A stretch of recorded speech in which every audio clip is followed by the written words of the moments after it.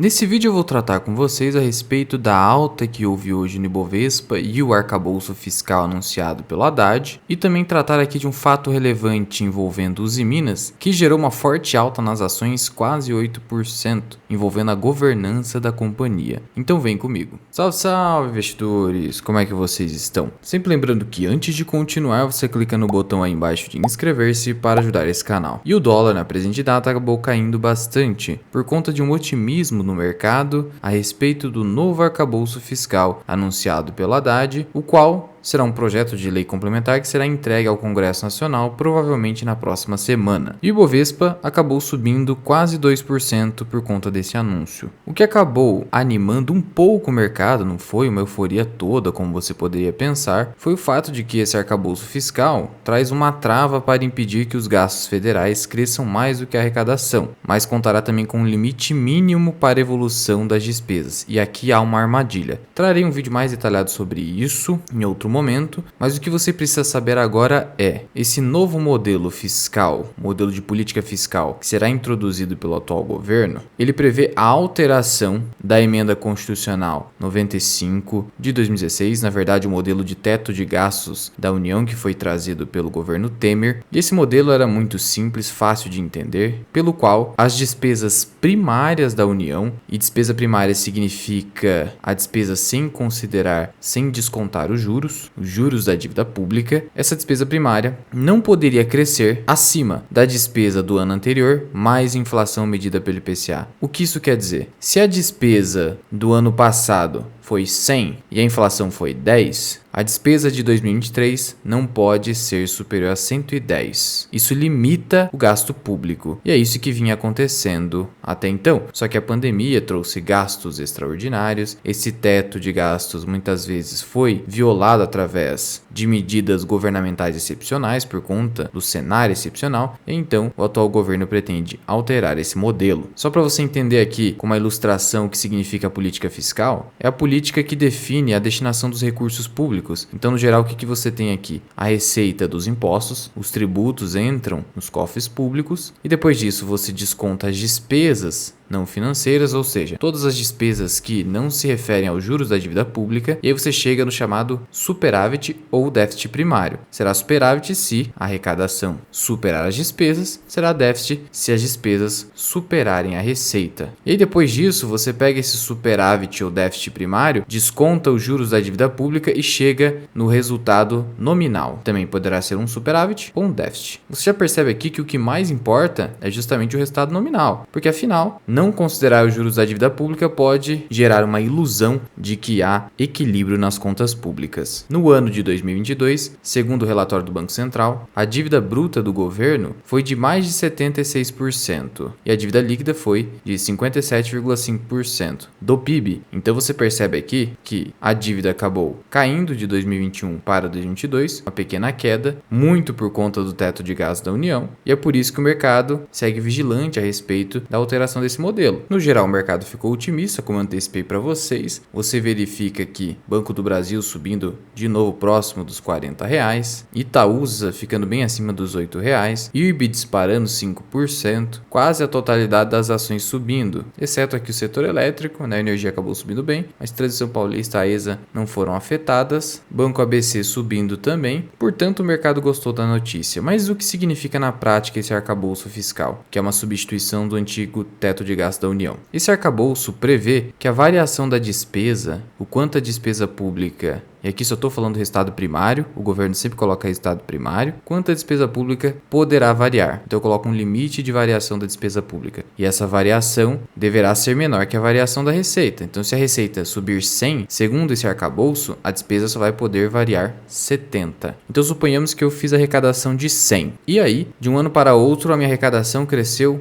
10%. Então foi para 110. Quanto que a despesa pode acabar crescendo? 70% desses 10%. Então, 7%. E aqui como está exemplificado pelo próprio governo. Se a arrecadação subir 2, a despesa pode aumentar 1,4. E aqui de novo, estou falando de resultados primários. Só que qual que é o grande problema desse arcabouço fiscal? Que seria uma armadilha na minha visão. Essa proposta prevê um piso e um teto para o crescimento real das despesas. O problema é o piso. Prevê o quê? Que a despesa não poderá crescer menos do que 0,6%. E o teto seria 2,5%. O problema de colocar um piso é o seguinte: significa que o governo não pode economizar por qualquer motivo. O governo precisa crescer a sua despesa pelo menos 0,6%. Isso pode gerar margem para que o governo realize gastos completamente desnecessários, torrando dinheiro que muitas vezes nem precisaria torrar. É o que nós vemos no histórico do Brasil. Então isso aqui deve ser barrado pelo Congresso Nacional. Ainda esse arcabouço, ele prevê uma meta de superávit primário, colocando ali um sistema de bandas, ou seja, limites para cima e para baixo, com variação de 0,25% nessas bandas. Assim, quando o superávit superar o teto da banda, o excedente será usado para investimentos no ano seguinte. Então há banda tanto para aumento da receita quanto para aumento da despesa. E a gente vê que esses próximos anos são difíceis. Para 2023, o governo prevê uma meta de resultado primário em um déficit de 0,5% do PIB. Então, resultado primário será de déficit, podendo variar entre 0,25 a 0,75, que é aquela banda. No ano seguinte, 2024, a meta é de equilíbrio entre receitas e despesas, podendo variar de um déficit de 0,25 a superávit de 0,25, tá vendo? Aqui essa banda imposta pelo arcabouço fiscal. E o ano de 2025 será, digamos, o break-even, em que haverá superávit primário na projeção do governo. Já 2026, o último ano do governo Lula, o centro da meta fica em 1% do PIB de superávit, com a mesma tolerância de 0,25 nas bandas para cima e para baixo. No geral é isso, posso trazer um vídeo mais detalhado a respeito do assunto, mas o que me preocupa aqui, de verdade, não são as bandas, tampouco essa limitação de crescimento da despesa frente ao crescimento da receita. O que me preocupa é a inserção de um piso mínimo de aumento do gasto público. E é sobre isso que o mercado precisará ficar vigilante. Eu espero que o Congresso Nacional, no mínimo, diminua esse limite ou coloque algumas exceções. E sobre a Uzi Minas, ela publicou aqui um fato relevante, gerando alta nas ações preferenciais classe A, Uzi em 5 de 7%, e na Uzi em 3 ações ordinárias, que são aquelas detidas pelos controladores, de quase 8%. E o que foi esse fato relevante? Esse fato relevante informa que a Uzi Minas recebeu um comunicado do seu grupo de controle, sendo que o grupo de controle da Uzi Minas é esse aqui, o grupo Nippon e o grupo Ternium, tá? Esses são os dois principais acionistas. A princípio, o que nós tínhamos? O grupo Nippon com 31,45% das ordinárias e o grupo Ternium com quase 40% aqui, de tal modo que até então não havia um controle bem definido, estava um controle bem pulverizado aqui na Uzi Minas, quase a tornando uma corporation. E nesse fato relevante, isso tende a mudar, o que acabou sendo bem recebido pelo mercado, e essa alta demonstra isso. E esse grupo de controle entendem que diante do cenário mais difícil macroeconômico, a Uzi Minas está precisando de uma liderança mais forte por qualquer dos referidos acionistas. Dessa forma, o grupo de controle chegou ao seguinte acordo. O grupo Ternium, um dos controladores, firmou um contrato de compra e venda das ações do grupo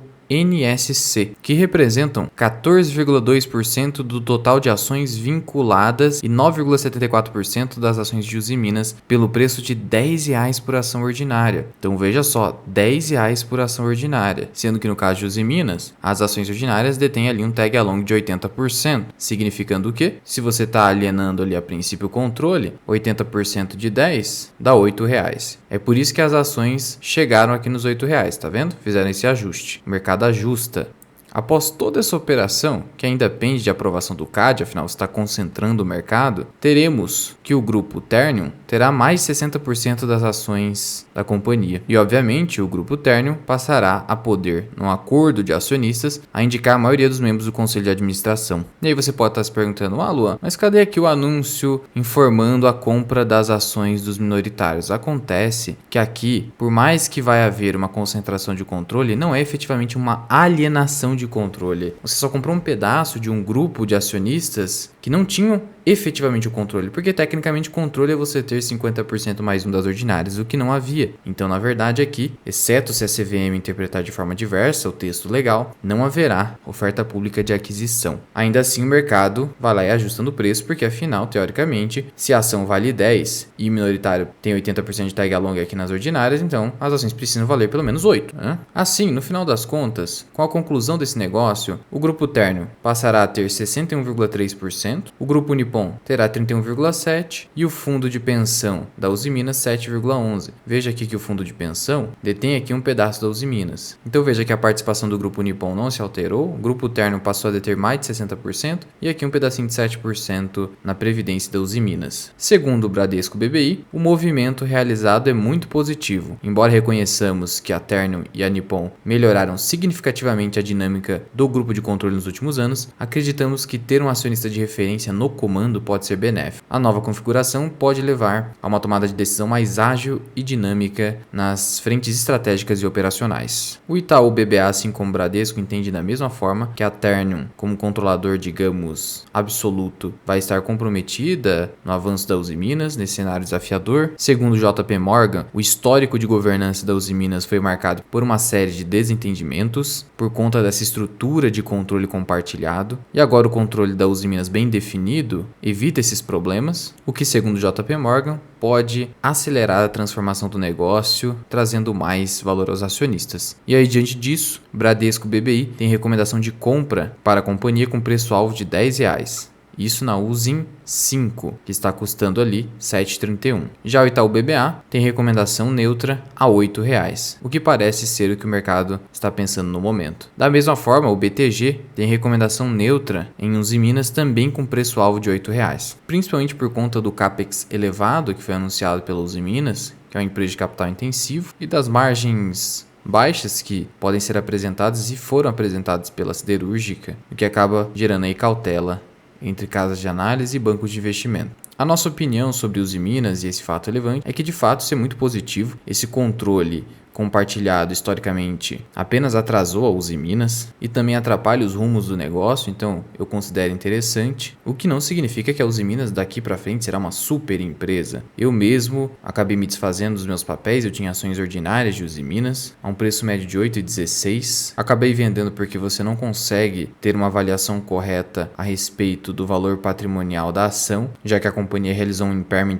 bilionário e isso me faz ficar bastante reticente quanto ao patrimônio líquido dos acionistas, e diante dos recentes casos, principalmente envolvendo Americanas, e até antes disso o IRB, eu prefiro ficar bastante cauteloso quando eu tenho dúvida a respeito dos balanços de uma empresa. Posso estar errado completamente, mas eu preferi ficar tranquilo em relação a essa dúvida, e a única forma de fazer isso seria vendendo as ações. Eu falei a respeito disso no vídeo que eu vou deixar aqui no card, caso você tenha interesse em entender o racional. E se você quiser aprender mais sobre investimentos, considere se tornar membro do canal associado do Mirai. Você tem aulas sobre small caps, preço justo das ações, você tem o nosso mini curso de imposto de renda, como você declarar ações, fundos imobiliários, rendimentos, aluguel de ações, BDRs, ETFs, opções de ações, investimentos no exterior no seu imposto de renda. Você tem aulas sobre indicadores da análise fundamentalista, a nossa carteira do 0 ao 100 mil e várias outras. Associado ao Mirai, você pode cancelar a qualquer momento. Mas já vai deixando aqui nos comentários o que você pensa a respeito de Uzi Minas e com relação a esse arcabouço fiscal do Haddad. O que você espera?